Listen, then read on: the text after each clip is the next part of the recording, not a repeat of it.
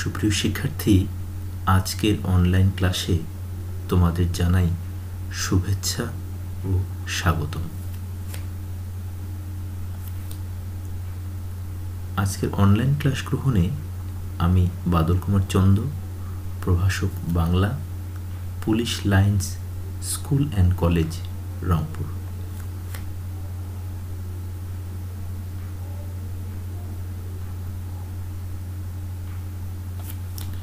আজকে আমি তোমাদের সাথে কথা বলবো একাদশ শ্রেণীর বাংলা বিষয়ের প্রথম পত্রের একটি বিষয়,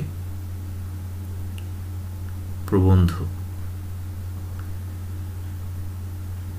আজকের পাঠ বাংলার নব্য লেখকদিগের প্রতি নিবেদন, প্রাবন্ধিক বঙ্কিমচন্দ্র চট্টোপাধ্যায়।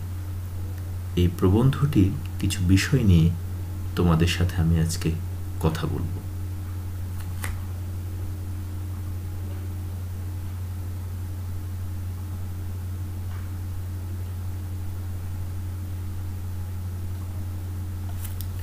আজকের অনলাইন ক্লাস শেষে তোমরা প্রবন্ধের নির্ধারিত অংশ শুদ্ধভাবে পড়তে পারবে, গুরুত্বপূর্ণ শব্দের অর্থ জেনে বলতে পারবে, গুরুত্বপূর্ণ বাক্যের ব্যাখ্যা করতে পারবে, সাধুরীতির বৈশিষ্ট্য জেনে বলতে পারবে।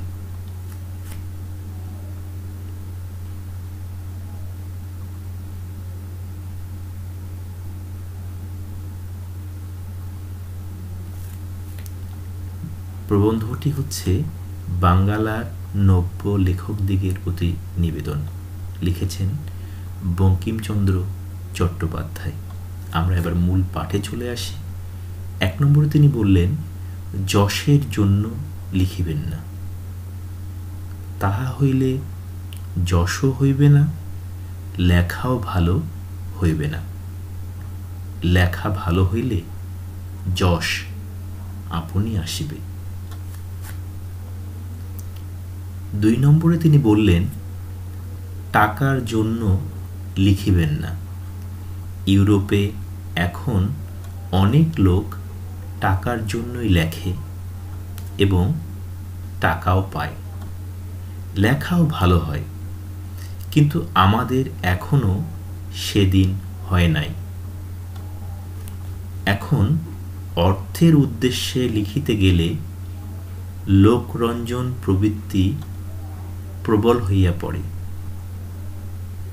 এখন আমাদিগের দেশের সাধারণ পাঠকের রুচি ও শিক্ষা বিবেচনা করিয়া লোকরঞ্জন করিতে গেলে রচনা বিকৃত ও অনিষ্টকর হইয়া ওঠে। 3 নম্বরে তিনি বললেন, যদি মনে এমন বুঝিতে পারেন যে লিখিয়া দেশের বা মনুষ্য জাতির কিছু মঙ্গল সাধন করিতে পারেন অথবা সৌন্দর্য সৃষ্টি করিতে পারেন, তবে অবশ্য লিখিবেন। যাহারা অন্য উদ্দেশ্যে লেখেন তাহাদিগকে যাত্রাওয়ালা প্রভৃতি নিজ ব্যবসায়ীদিগের সঙ্গে গণ্য করা যাইতে পারে।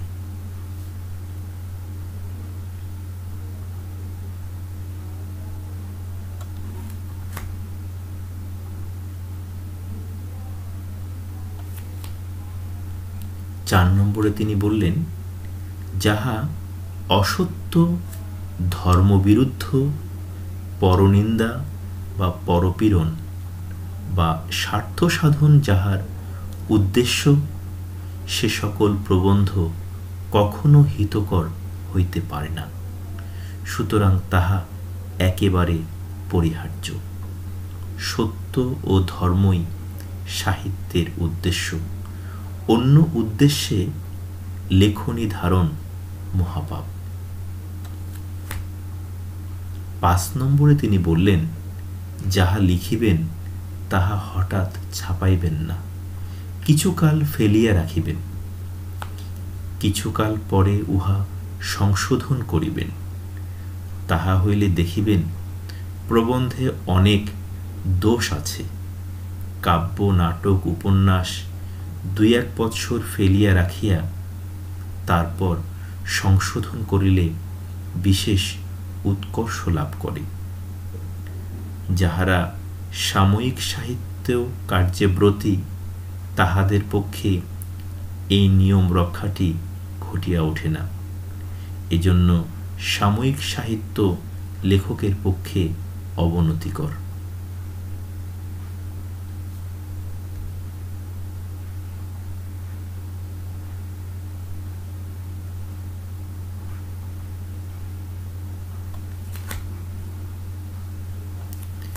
এবারে আমরা চলে আসি নির্ধারিত অংশের গুরুত্বপূর্ণ শব্দের অর্থ।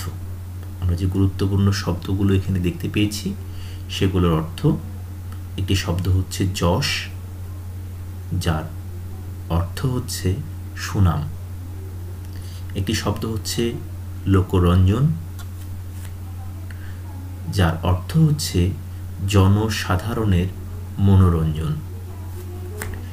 এর পরের শব্দটি হচ্ছে বিকৃত, যার অর্থ হচ্ছে দোষ ত্রুটি বিশিষ্ট। এর পরের শব্দটি হচ্ছে ধর্মবিরুদ্ধ, যার অর্থ নীতি নৈতিকতার বিরোধী। সর্বশেষ শব্দটি হচ্ছে পরপীড়ন, যার অর্থ হচ্ছে অন্যের উপর অত্যাচার।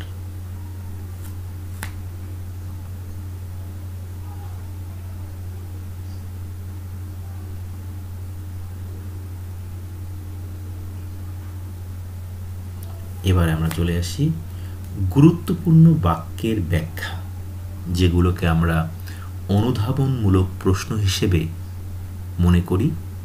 সেই প্রশ্নগুলোর ব্যাখ্যা সম্পর্কিত আলোচনায় চলে যাচ্ছি আমরা। প্রথমে আমরা দেখি অন্য উদ্দেশ্যে লেখনী ধারণ মহাপাপ। এটি ব্যাখ্যায় আমরা চলে যাব। ব্যাপারটি আমার বলা হয়েছে বাক্যটি বুঝিয়ে লেখো। সাহিত্যের মূল উদ্দেশ্য থেকে যারা দূরে সরে গেছেন তাদের উদ্দেশ্য করে প্রাবন্ধিক আলোচ্য উক্তিটি করেছেন। লেখকের লেখনী ধারণ বৃহত্তর মানব সমাজের কল্যাণ সাধনের জন্য। সৌন্দর্য সৃষ্টিও একটি কারণ হতে পারে। সত্য ও নীতি নৈতিকতা সাহিত্যের উদ্দেশ্য। অসত্য নীতি নৈতিকতার বিরোধী, পরনিন্দা যা মানবের জন্য কল্যাণকর নয়, এগুলোকে অবলম্বন করে লেখনী ধারণ করা মহাপাপ। এর পরের বাক্যটিতে চলে যাচ্ছি আমরা।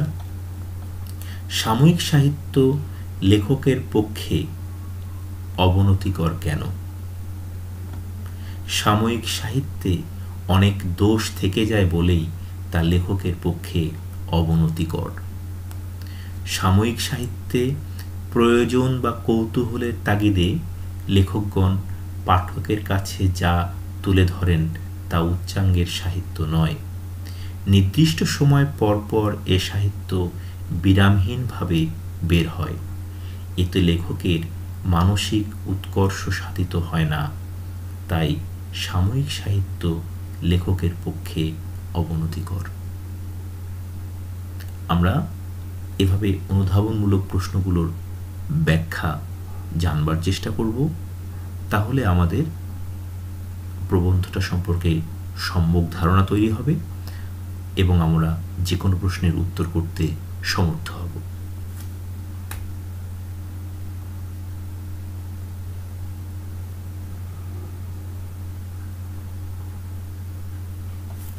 এবারে আমরা চলে আসি, প্রবন্ধটি যেহেতু সাধুরীতিতে লেখা সেহেতু সাধুরীতির বৈশিষ্ট্য সম্পর্কেও আমাদের একটা স্বচ্ছ ধারণা থাকতে হবে।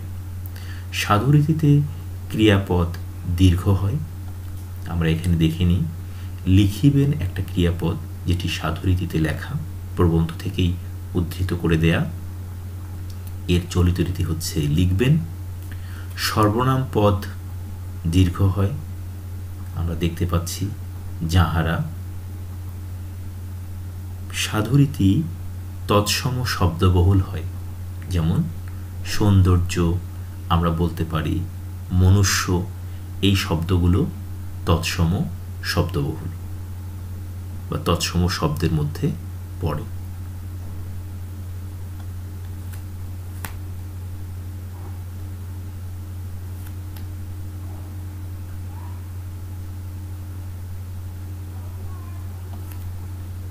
আমরা আজকের আলোচনায় প্রবন্ধটির নির্ধারিত অংশ পড়া, গুরুত্বপূর্ণ শব্দের অর্থ জানা, গুরুত্বপূর্ণ বাক্যের ব্যাখ্যা জানা এবং সাধুরীতির বৈশিষ্ট্য সম্পর্কে কিছুটা হলেও ধারণা পেয়েছি। আজকে তোমাদের বাড়ির কাজ থাকবে একজন আদর্শ লেখকের কি কি বৈশিষ্ট্য থাকা উচিত বলে তুমি মনে করো। বাড়ির কাজটা এটি করে ফেলবে, যা তোমাদের প্রবন্ধের লেখকের বৈশিষ্ট্য হিসেবে কাজে দেবে। সবাই ভালো থাকো, সুস্থ থাকো। পরবর্তী অনলাইন ক্লাস দেখার আমন্ত্রণ জানিয়ে আজকের ক্লাসটি এখানে শেষ করছি। সবাইকে অসংখ্য